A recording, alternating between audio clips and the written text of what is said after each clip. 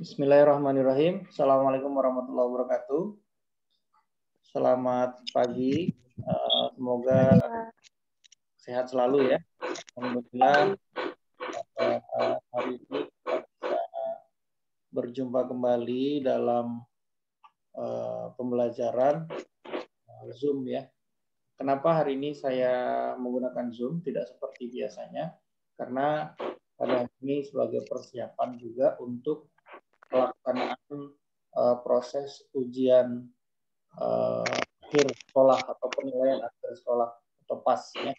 Nah, pada hari ini saya ingin menyampaikan beberapa hal yang mungkin ini sangat membantu dalam proses ujian nanti. Mungkin juga ini sangat bermanfaat bagi kalian pada saat pelaksanaan nanti di kelas-kelas berikutnya ya, karena nanti setelah semester ini kalian akan naik ke kelas 12. Ya, alhamdulillah selama 1 tahun kita hanya belajar secara virtual ya, secara virtual. Sehingga ada beberapa kelemahan-kelemahan belajar virtual ya, adalah tidak bisa melihat kondisi real ya. Namun tanpa mengurangi semangat kita dan kemampuan belajar kita harus tetap ditingkatkan dan stabil ya. Kita harus menggunakan banyak hal ya yang kita bisa jadikan sumber ya. Memang di dalam pembelajaran secara daring atau pembelajaran jarak jauh seperti ini, kalian di rumah, saya di sekolah pada hari ini perlu semangat tingkat tinggi ya. Karena kalau semangatnya rendah, ya kalian bebas mau tidur boleh, mau kemana saja boleh ya. Mau kemana saja boleh. Sehingga banyak hal yang perlu kita sepakati bersama sehingga nanti secara menyeluruh ya, secara menyeluruh kalian bisa mendapatkan manfaat yang besar. Nah, hari ini Pak Rizal akan bagi-bagi tips ya, bagi-bagi tips. Tips ini mungkin sederhana, tapi sudah dilakukan mungkin sudah puluhan tahun saya coba lakukan di dalam proses menjawab soal-soal ya. Jadi nanti soal yang saya berikan ya seputaran yang sudah kita pelajari, yang kalian pelajari secara mandiri, tidak jauh dari itu ya, tidak jauh dari itu. Materi kita di semester ini yaitu teks proposal pertama ya, ada proposal kegiatan, ada proposal karya tulis ilmiah. Kalian sudah tahu bedanya ya, sudah saya berikan juga contohnya. Kemudian yang kedua adalah teks karya tulis ilmiah, ini juga sampai akhir walaupun saya tidak bisa mengharapkan hal yang maksimal di sini karena memang proses karya tulis ilmiah itu harus melalui proses bimbingan ya, bimbingan dan continue terus menerus ya. Jadi yang penting kalian tahu dulu ya. Kemudian yang ketiga teks resensi buku. Nah, ini mudah, tidak terlalu sulit ya. Jadi kalian banyak sekali contoh-contoh di virtual, kalian bisa dapatkan dari Google ya dengan sangat mudah, dengan sangat cepat. Namun saya sangat berharap bahwa apa yang ada di Google ini kalian pahami ya, sehingga kalian memiliki juga kemampuan untuk meresensi buku. Jadi kalian bisa menilai. Jadi resensi itu intinya adalah menilai buku ini bagus atau buku ini tidak, buku ini cocok atau tidak. Mengapa demikian? Karena hari ini banyak sekali buku-buku, baik yang positif atau negatif ya. Jadi tidak semua buku itu positif. Jadi kalian harus memilihnya. Tidak semua bacaan atau tontonan positif, ada yang negatif ya. Hari ini berdasarkan informasi sekolah kita mudah-mudahan ditetapkan sebagai sekolah penggerak. Nah, apa itu sekolah penggerak? Sekolah penggerak itu artinya secara simpelnya ya banyak hal yang berubah ya, banyak hal yang berubah dari sekolah, yaitu lebih kepada cara ya, metode. Nah, jadi kalau pembelajaran sebelumnya bersifat konvensional, hari ini kita sudah mulai mencoba belajarnya secara virtual, digital dan lain-lain, memanfaatkan teknologi. Sama halnya ketika kalian berada di rumah, kalian mencoba mempelajari sesuatu dari tontonan-tontonan yang kalian lakukan. lakukan. Misalnya ketika kita nonton TikTok misalnya, secara tidak langsung kita ikut bergoyang ketika melihat tontonan video-video yang bergoyang seperti itu. Apa buktinya? Banyak sekali di TikTok atau satu viral ya, satu viral kemudian diikuti yang lain ya. Ini pengaruh ya. Nah, istilah dalam dunia maya itu ada bad influencer atau pengaruh buruk, ada good influencer atau pengaruh baik. Nah, ini yang kalian coba pilah-pilah. Nah, kemampuan kalian meresensi buku atau meresensi sesuatu ini juga penting. Kemudian yang terakhir adalah tentang drama. Nah, drama juga sebenarnya lebih kepada praktik ya. Secara teori drama kita bisa dapatkan dengan sangat mudah di Google. Kita tinggal baca apa itu drama, jenis-jenis drama, kemudian teknis drama, naskah drama bentuknya seperti apa, kita dapat dengan sangat mudah di era hari ini ya. Kalau dulu kita sangat sulit sekali mau lihat naskah drama itu kadang-kadang jadi jimat ya. Jadi jimat secara turun-temurun, kalau dia nggak suka nggak dikasih kita. Nah, kalau hari ini kalian nggak perlu minta, kalian tinggal buka linknya ya, udah dapat. Ini yang yang sangat mudah, yang kita perlu syukuri ya, perlu kita rasakan bahwa hari ini setiap orang yang belajar menerima kemudahan demi kemudahan. Namun pada saat kita belajar juga banyak yang perlu kita pikirkan. Di balik kemudahan pasti ada kerumitan ya. Contoh misalnya ketika kita belajar secara virtual begini. Orang-orang yang tidak terbiasa belajar secara virtual tentu akan merasa kesulitan dan akan sembarangan. Ya, contoh misalnya ketika kita menggunakan pakaian, kadang-kadang belum mandi, macam-macam ya. Yang seperti itu terbiasa. Artinya apa? Merasa bahwa masih di rumah sendiri. Ya. Berbeda halnya dengan orang-orang yang sudah terbiasa virtual. Mereka virtual dengan menggunakan pakaian yang rapi, sama seperti ketika bertemu. Ya. Mereka menggunakan kesiapan hati, kesiapan pikiran, mandi, ya, semua dia beresin gitu kan. Nah, hari ini kita belajar. Nah, lanjut ke tips, ya. Ini sudah mulai banyak bergabung, ada sekitar 15 orang. Maka kita coba berbagi tips, ya. Di dalam soal, tentunya kalian sangat banyak sekali yang kalian lihat ya, khususnya soal bahasa Indonesia seperti pembelajaran yang saya ampu. Di pelajaran bahasa Indonesia itu banyak sekali teks, banyak sekali paragraf atau penggalan paragraf yang panjang-panjang.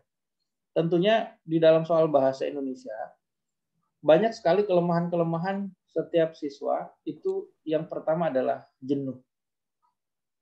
Kenapa jenuh? Karena memang soal bahasa Indonesia didesain untuk mengatasi kejenuhan itu.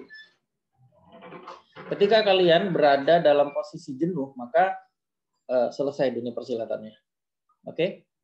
Maka bagaimana cara mengatasi jenuh? Ya, saya sudah bagikan di dalam kelas kalian ada beberapa video. Hari ini saya mencoba menjadi seorang guru YouTubers, ya, gitu ceritanya, karena berkaitan dengan guru penggerak. Jadi kita perlu melibatkan dunia virtual yang salah satunya adalah YouTube.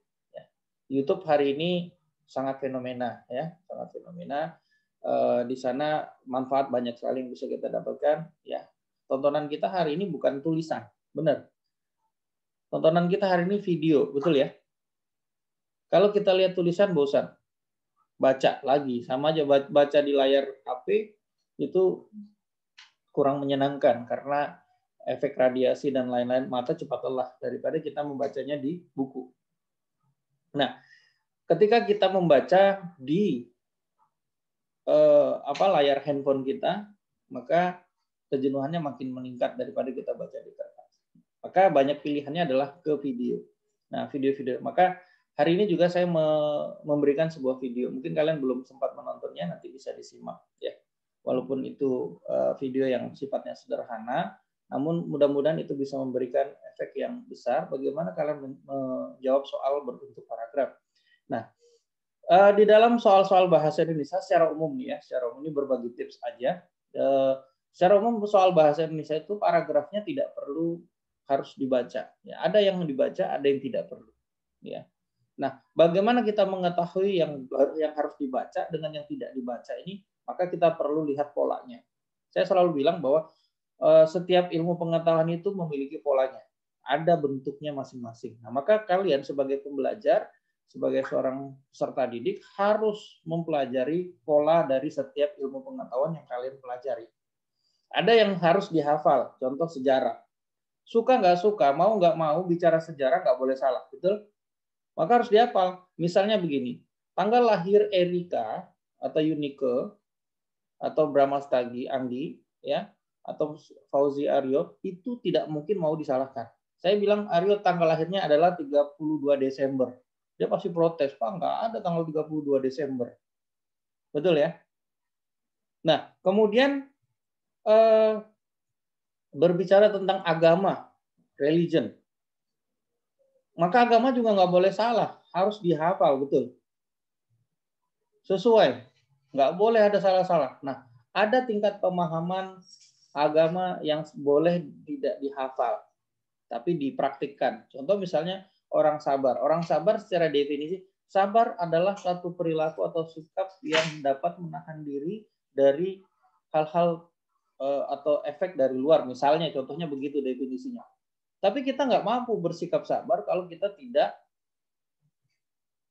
mengaplikasikannya. Nah, bagaimana mengaplikasikan sikap sabar? Satu, ketika ada orang yang marah-marah, mungkin kalian lebih cenderung diam. Apakah dalam diam itu juga kalian hatimu bergemuruh, menahan rasa amarah, ataukah kalian dalam kondisi yang tenang? Kalau bergemuruh berarti tidak sabar, cuma tidak tersampaikan, itu aja menahan diri kan? Kalau misalnya hatimu tenang, bagaimana caranya supaya tenang? Apakah kamu cuek? Kalau kamu cuek berarti kamu tidak memperhatikan orang lain berbicara, ya, tidak menyimak orang lain menyampaikan pendapatnya, berarti salah juga. Banyak faktor. Nah, ini dipraktikkan. Ada hal-hal yang sifatnya praktik, ada hal-hal yang sifatnya teoritis. Ketika kita belajar olahraga namanya olahraga, yang diolah adalah raga, yang diolah adalah fisik, maka kalau tidak dipraktekkan nggak bisa. Misalnya bola voli permainan bola voli, kita nggak akan pernah bisa main voli sampai seumur hidup kita kalau kita nggak pernah pegang bola voli dan bermain di lapangan. Betul. Nah, demikian juga dengan bahasa Indonesia. Bahasa Indonesia itu ada teoritisnya, ada praktiknya. Ada yang sifatnya teori, ada yang sifatnya praktis. Dalam menjawab soal itu adalah kebutuhan yang sifatnya praktis. Setiap orang yang menjawab soal pilihannya hanya satu. Dia punya keinginan untuk menjawab soal 100% benar. Benar demikian? Supaya Pak dapat nilai bagus. Ya kan? Kalau sudah dapat nilai bagus, apa yang diharapkan? Ketika dia dapat nilai bagus, maka banyak faktor penentu yang lain. Contoh misalnya dapat pujian dari mama, atau dapat angpau, atau misalnya dapat uang saku lebih dari bapak, ya, teman-teman pada bergerombol bertanya, ya, pada mau deket, ya, ini efek yang ditimbulkan. Ya. Nah, tips berikutnya adalah kalian juga harus memahami bentuk-bentuk soal, ya, bentuk-bentuk soal. Di dalam soal bahasa Indonesia itu hampir semua hari ini berbasis teks. Jadi kalian tidak boleh lagi merasa jenuh dengan teks. Namun teks itu saya perlu ingatkan, ada yang perlu dibaca, ada yang tidak perlu dibaca. Contoh misalnya begini. Ketika saya tanya tentang lingkungan SMA Negeri 11 Samarinda, semua sudah tahu kan? Sudah pernah berkeliling kan? Coba saya tanya. Letak perpustakaan SMA 11 ada di posisi mana saat ini? Ada yang bisa jawab? Boleh dibuka mic-nya? Ada yang bisa jawab posisi, boleh raise hand atau boleh siapa ini ya? Ada yang bisa jawab posisi perpustakaan? Di mana? Ya, kita sama-sama. Ya, di pojok belakang ya. Pojok, kalau dari depan, pojok kanan belakang ya. Itu posisi perpus. Pojok kanan belakang. Posisi UKS di mana? Ya, bagian pojok kiri depan ya. Tiang bendera di mana? Lapangan ada di mana? Di tengah, ya kan? Kita udah sama-sama tahu. Sekarang saya mau bertanya. Posisi kamar mandi rumahnya Yunike Sekar ada di posisi mana? Andika tahu? Andika Tidak tahu? tahu, Pak. Tidak tahu. Kenapa tidak tahu? Karena Andika Karena tidak pernah ke rumahnya. tidak pernah ke rumah Yunike. Tidak pernah tahu pola rumahnya Yunike. Ya. Sehingga apa? Hari ini setiap soal, apapun mapelnya, apapun materinya, itu ada polanya. Kalian harus belajar pola dari setiap mapel tersebut. Contoh bahasa Indonesia, misalnya ini saya contohkan ringkas tentang paragraf ya. Paragraf itu umumnya ada dua jenis sampai 3 jenis ya, secara umum berdasarkan ide pokoknya. Karena yang ditanya di soal apa? Ide pokok, gagasan utama, pokok bahasan. Selanjutnya ada maksud, ada isi, ada simpulan, ya kan? Ini dua pertanyaan berbeda. Ya, ada pengecoh kadang-kadang soal ide pokoknya nggak dicantumkan. Jadi ide pokoknya dihilangkan, kemudian kita disuruh menyimpulkan sendiri. Ya, seperti itu. Nah, kalau kita lihat, kita sama-sama tahu bahwa yang namanya gagasan pokok, dasarnya adalah kalian memahami bahwa yang namanya gagasan pokok itu ada pada kalimat utamanya. Sepakat ya? Sepakat ya? Sepakat ya? Ini dari SD sampai SMP dipelajari. Sampai SMA apalagi. Ya. Jadi sampai kuliah gimana Pak? Tetap sama. Sampai kapanpun sama nggak? Sama. Ya. Jadi ketika manfaatnya apa? Nanti saya bahas di penghujung. Ya. Manfaatnya apa? Nah, sekarang kita bicara soal dulu secara teknis. Karena banyak sekali paragraf, full nanti paragraf. Ya. Maksud saya dengan apa yang saya sampaikan hari ini, kalian bisa lebih rileks. Benar-benar menjawabnya dengan benar. Ada yang menjawabnya salah-salah.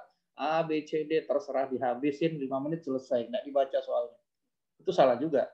Bukan nggak perlu dibaca dengan artian soal tutup mata, tinggal buka lembar jawaban, kalian jawab sembarangan, bukan seperti itu. Itu namanya ngawur juga ya.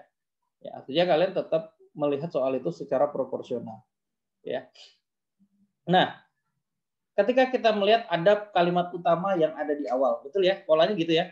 Ada paragraf yang kalimat utamanya di akhir, betul ya? Gitu ya. Sementara kita tahu yang namanya gagasan pokok itu polanya pasti ada di kalimat utama. Artinya apa? Itu sudah memberikan gambaran bahwa kalimat-kalimat 2, 3, 4 dan seterusnya sebelum kalimat terakhir itu harusnya juga tidak perlu dibaca kalau kalian yakin. Misalnya ketika saya bilang perkenalkan saya SMA Negeri 11 adalah sekolah penggerak misalnya.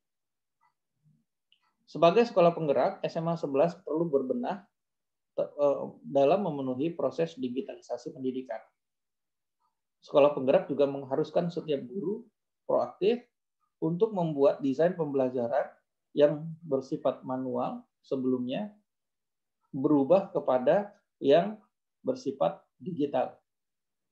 Selain itu, siswa juga dituntut untuk memahami beberapa fitur-fitur virtual yang nanti akan digunakan di dalam proses kegiatan pembelajaran. Nah, kalau kita sudah lihat kalimat-kalimat seperti itu, berarti kalimat utamanya di mana? Yang pertama kan, apa kalimat utamanya? Sekolah SMA 11 sebagai sekolah penggerak. Ya kan? Bisa dipahami ya? Bisa dipahami ya? Nah, kemudian ada yang sifatnya di akhir, simpulan. Ketika kita berbicara simpulan ya, kita nggak akan pernah tahu kalau belum selesai. Maka beda cara. Kalau simpulan berarti kita harus baca dari awal sampai akhir. Ya, yang namanya menyimpulkan bagaimana hasil kegiatan belajarmu, apakah kelas 11 MIPA 1 nanti di tahun depan itu bisa lulus dengan sempurna. Kan belum bisa. Karena masih ada 1 tahun yang harus dijalani, betul? Kita harus melewati prosesnya dulu, baru kita bisa menyimpulkan apakah nanti di dalam proses pembelajarannya nanti bisa maksimal atau tidak. Gitu ya. Jadi beda. Kalau misalnya, tapi umumnya banyak, kalau Kalau pertanyaannya ide pokok, kalau gagasan utama, pertanyaannya adalah kalimat utama, itu rata-rata jawabannya di kalimat pertama. Tapi kalau dia simpulan, dia isi maksud, itu berarti kita harus baca dari awal sampai akhir, kemudian kita simpulkan. Bagaimana cara menyimpulkannya? Ambil inti-intinya. Inti dari setiap kalimat itu ada di titik tindakan. Ya, kalau saya berbicara tentang Aryo, Fauzi Aryo punya berbagai hobi, ya kan? Berbagai kegiatan. Tapi ketika saya bilang Aryo dalam kegiatan belajar, ya kita hanya fokus pada kegiatan belajarnya Aryo. Kita tidak fokus pada kegiatan kesehariannya Aryo, makan minumnya, bermainnya, kemudian jalan-jalannya, kita nggak fokus ke sana, ya. Tapi kita fokusnya adalah kepada tindakan saat ini yang kita proses adalah tindakan belajarnya. Bagaimana proses dia belajar, bagaimana bersiap-siap dalam dan lain-lain. Ya. Bisa dipahami sampai di sini ya? Bisa dipahami ya? Nah, ini kurang sekitar 10 menit lagi ya, 8 menitan. Nah, saya ingin di penghujung ini, apa manfaatnya ketika kita belajar memahami paragraf? Intinya adalah paragraf ini bisa menemukan gagasan. Artinya ketika orang berbicara, itu kita cepat nangkap. Ya, cepat nangkapnya. Oh, maksudnya tahu. Sehingga kita dapat memberikan respon atau balasan atau jawaban yang tepat. Yang kedua, dari segi keilmuan, kita mampu menyerap ilmu pengetahuan dengan sangat cepat. Ya, jadi kalau kita punya buku, sebenarnya tidak perlu dibaca keseluruhan isi buku. Pertama yang kita lihat ada isi buku, daftar isinya. Yang kedua nanti perbagian-perbagian dari setiap paragraf-paragraf itu yang kita baca mungkin hanya 1 atau 2 kalimat.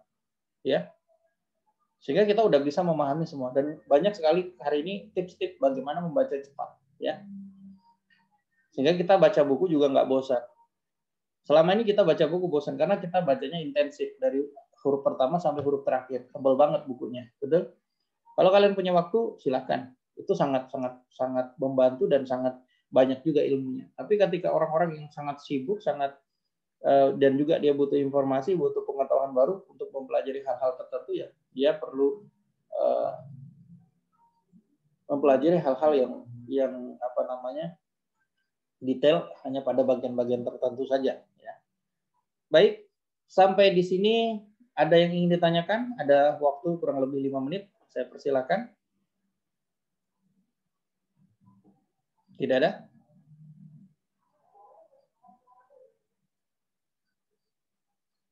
Ya, alhamdulillah siswa Indonesia ini pintar-pintar ya. Pokoknya asal dikasih 1 kali sudah langsung paham. Ya.